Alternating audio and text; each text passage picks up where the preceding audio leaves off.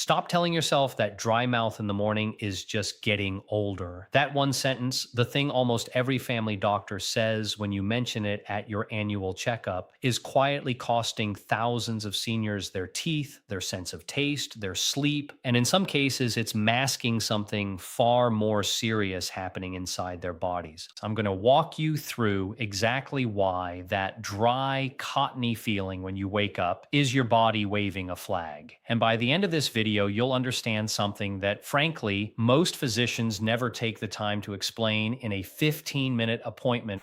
Before I go further, let me ground this in real numbers because I don't want you to just take my word for it. According to research summarized by the American Dental Association, xerostomia, that's the clinical term for the subjective feeling of dry mouth, affects an estimated 30% of people over 65, and that number climbs to roughly 40% once you pass 80. A large Swedish primary care study that tracked adults across the Västra Götaland region found the prevalence of diagnosed dry mouth was lowest in people under 35 at under 10% and rose all the way to over 41% in adults past 71. That is not a coincidence, and it is not simply wear and tear. That is a measurable, statistically significant shift in how your body is functioning, and it's tied to specific identifiable causes that most people never get told about. Now, before we dive into the list, I want to do something I do in every video because I genuinely mean it. Tell me in the comments how old you are right now and tell me one thing. Has your dry mouth gotten worse in the last year or has it been the same for a long time? I read every single comment on these videos and I answer as many as I can because your specific situation helps me know what to cover next. So take 30 seconds, scroll down, and type it in before you keep watching. I also want to tease something now so you don't click away before we get there, because the very top of this list, the number one cause I'm going to walk you through, is connected to your heart and your brain, not just your mouth. And it is something almost nobody brings up at a regular checkup. If you've ever woken up gasping or your partner has told you that you snore heavily, stay with me because this list is ranked specifically so that the most important one comes last, and I don't want you to miss it. Let's start at number 5, the most common but least dangerous on its own reason your mouth feels like the Sahara when you wake up. Number 5 is medication-induced dry mouth, and this is, by a wide margin, the most frequent cause doctors identify in people over 60.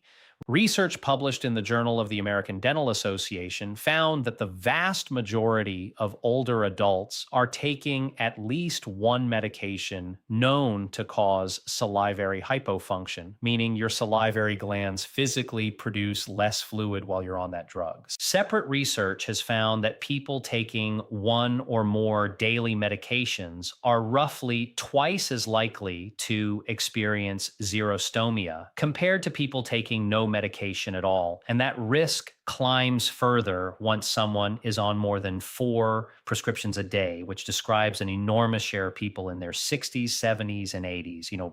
Here's why this hits older bodies so much harder than younger ones. Think of your salivary glands like a series of small reservoirs connected to a network of nerves that tell them when to release fluid, the way a sprinkler system responds to a signal from a control panel. Many extremely common medications, especially those in a category called anticholinergics, used for allergies, overactive bladder, certain antidepressants, and some blood pressure medications, work by blocking a signaling chemical called acetylcholine. That chemical is one of the main triggers telling your salivary glands to release fluid. Block the signal, and the reservoir stops responding, even though nothing is structurally wrong with the gland itself. As we age, our bodies already process and clear medications more slowly, so the same dose that barely affected you at 45 can sit in your system longer and block that signal more completely at 70. The practical fix here isn't to panic and stop your medications. Never do that without talking to your prescriber first,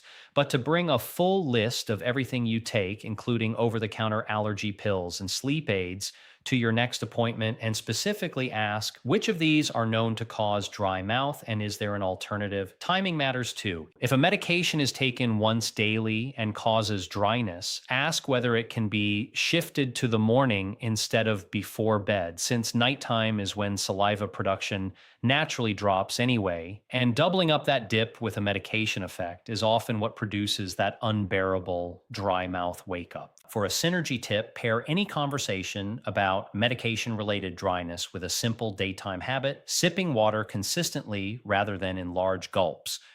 Small, frequent sips keep the oral tissue consistently moist, whereas large, infrequent gulps spike moisture briefly and then let it crash, similar to how a small, steady stream keeps a garden bed damp better than one heavy watering that runs off before it soaks in. I think of a patient I'll describe to you now, and I want to be upfront that, like most of the stories I share, this represents a composite drawn from patterns I've seen across many patients rather than one single identifiable person, because protecting patient privacy matters to me. Picture a woman named Carol, 71, from a small town outside Dayton, Ohio, who had been told for 3 years that her dry mouth was just part of getting older. When she finally sat down with her list of 7 medications and asked which ones were culprits, 2 of them were swapped for alternatives by her physician. And within about 6 weeks, her nighttime dryness dropped dramatically enough that she stopped waking up at 3 a.m. reaching for water. That is the kind of change available to an enormous number of people watching this video right now, and it costs nothing but one honest conversation. Number 4 is dehydration, but not in the way most people think about it. This isn't just about forgetting to drink water. It's about a physiological change in how your body senses thirst in the first place. Research on aging and fluid regulation has consistently shown that the thirst response itself becomes blunted with age. Your brain's ability to detect rising sodium concentration in the blood and translate that into a strong urge to drink weakens over the decades, meaning that by your 70s and 80s, you can be meaningfully dehydrated without ever feeling thirsty the way you did at 40.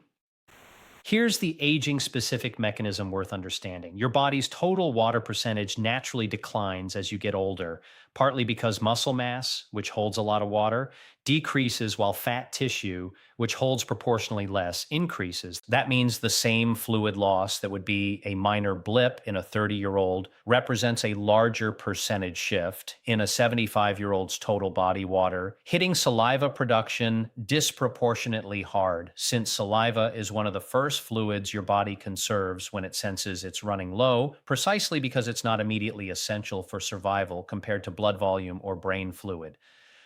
The practical guidance here is straightforward, but needs to be specific to be useful. Aim to drink fluids on a schedule rather than waiting for thirst, roughly every 1 to 2 hours during the day, rather than trying to catch up with large amounts at once, which your kidneys will simply process and expel rather than let you absorb and retain. The last 1 to 2 hours before bed, taper down slightly to avoid nighttime bathroom trips disrupting your sleep, but don't cut off fluids entirely, since that's exactly the window where a modest amount of dryness compounds with the medication effects we just discussed. For your synergy tip, pair water intake with foods that have naturally high water content, like cucumber, watermelon, and broth-based soups, since these deliver fluid alongside electrolytes that help your body actually retain and use that water rather than passing it straight through. Now, before we get to the top 3, and before I tell you about the single biggest warning sign on this entire list, I want to ask you for something. If this video is giving you information your own doctor never sat down and explained, hit that subscribe button right now, because I put out a new one of these every single week, covering exactly the kind of overlooked details that affect quality of life after 60. And if you're already learning something, tap the like button. It genuinely helps this video reach other people your age who are dealing with the exact same confusion you were dealing with 5 minutes ago. It takes 2 seconds and it tells me to keep making more of these. Number 3 is diabetes, and this is one where the dry mouth isn't just a side effect. It's frequently an early warning sign that shows up before someone even receives a diagnosis. A cross sectional study conducted on elderly populations found that people with diabetes had significantly higher odds of self reported dry mouth with an odds ratio of 3.59, meaning they were over 3.5 times more likely to report xerostomia compared to those without diabetes. And this relationship held up even after accounting for other health factors and medication use. The reason this connection exists comes down to blood sugar's direct effect on fluid balance throughout your entire body.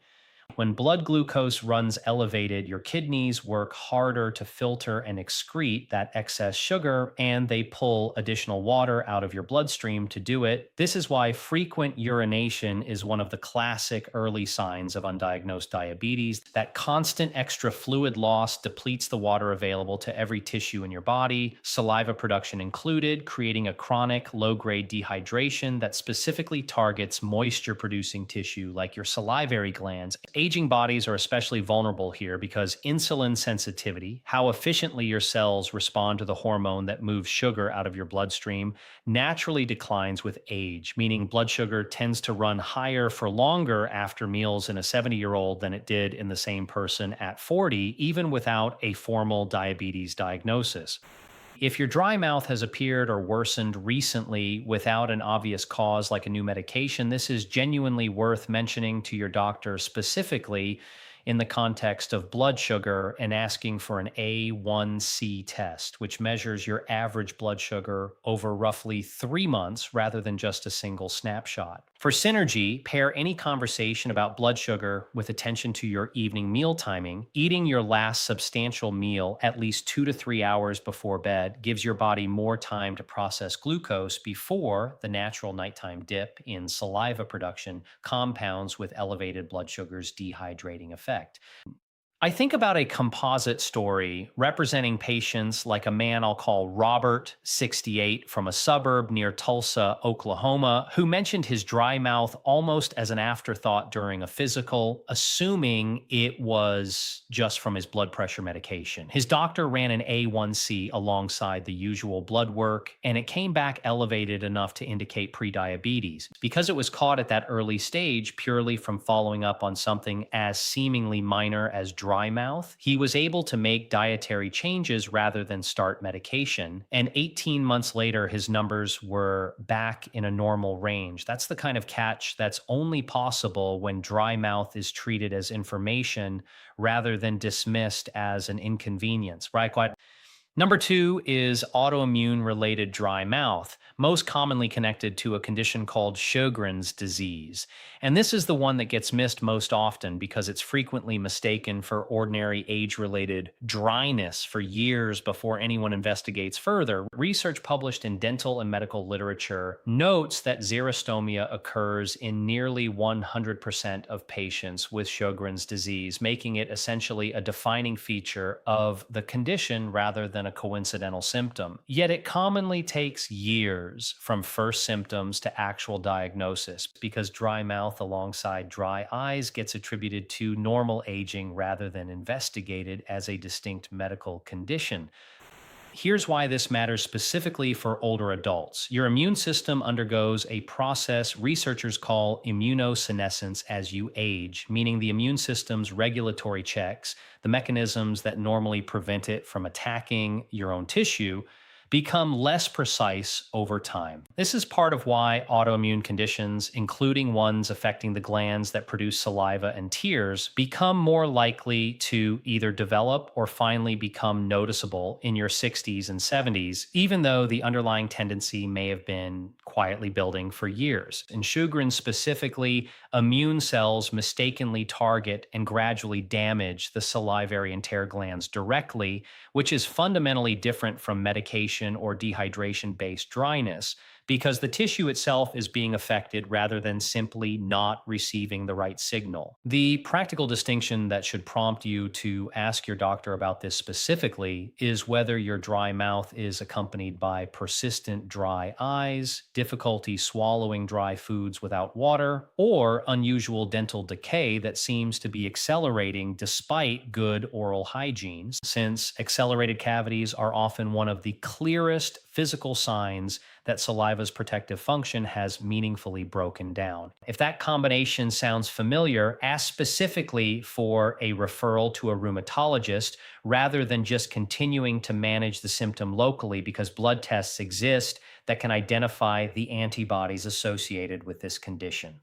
For a synergy tip, if you are dealing with confirmed gland related dryness rather than temporary dehydration, saliva substitute products and xylitol based lozenges are specifically formulated to mimic saliva's protective properties, and they work meaningfully better when used before eating rather than only after the dryness becomes uncomfortable, since they help protect your teeth during the exact window when acid production from food is highest. Now, number one, the one I promised you at the beginning of this video, the one that connects far beyond your mouth into your heart and your brain, is nighttime mouth breathing caused by sleep apnea.